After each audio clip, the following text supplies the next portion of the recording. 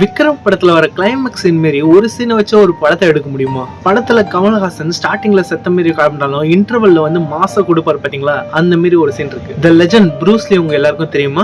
Our game of டெத்ங்கிற ஒரு படத்துக்கு sign பண்ணி அந்த படத்தோட ஒரு சீன் எடுத்ததுக்கு அப்புறம் ஷெட்யூல்ஸ்னால அந்த படம் லேட் ஆயிருக்கு. ஆனா அந்த டைம்ல ப்ரூஸ்லி ஏதோ ஒரு மர்மமான வகையில கொல்லப்படுறாரு. இப்ப அவர் இல்லாதனால படம் எடுக்க முடியாதுன்னு நினைக்கிறீங்க? டைரக்டர் அப்படி நினைக்கல. அவர் நடிச்ச அந்த சீனை கிளைமேக்ஸ் சீனா மாத்தி மத்த சீன் எல்லாம் டூப்ப போட்டு அந்த படத்தை ஸ்டார்டிங்ல இருந்து ஒன்னு கண்டுபிடிக்க கொண்டு போற மாதிரி லாஸ்ட்ல கிளைமேக்ஸ்ல ஹீரோ ரிவீல் பண்ணாரு பாருங்க. படம் சும்மா தரமா இருக்கு. தான் இல்லனாலும் தன்னால படம் நடிக்க முடியும்னு காமிச்சவர் தான் நம்ம ப்ரூஸ்லி.